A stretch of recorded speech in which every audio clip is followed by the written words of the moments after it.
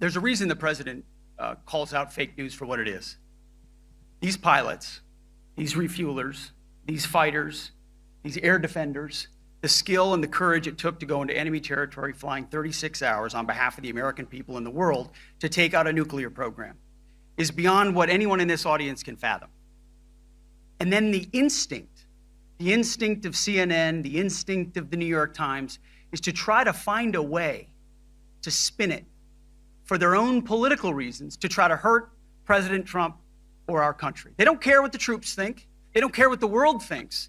They want to spin it to try to make him look bad based on a leak. Of course, we've all seen plenty of leakers. And what do leakers do? They have agendas. And what do? Do they share the whole information or just the part that they want to introduce? And when they introduce that preliminary report that's deemed to be a low assessment, you know what a low assessment means? Low confidence in the data in that report. And why is there low confidence? Because all of the evidence of what was just bombed by 12 30,000-pound bombs is buried under a mountain, devastated and obliterated. So if you want to make an assessment of what happened at Fordo, you better get a big shovel and go really deep, because Iran's nuclear program is obliterated. And somebody somewhere is trying to leak something to say, oh, with low confidence, we think maybe it's moderate.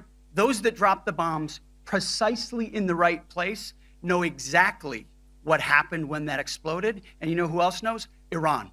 That's why they came to the table right away, because their nuclear capabilities have been set back beyond what they thought were possible because of the courage of a commander-in-chief who led our troops, despite what the fake news wants to say. But you're not disputing the report said what it said, even though it was initial. The report said what it said, and it was fine. It was severe, they think, but they had no idea. They shouldn't have issued a report until they did.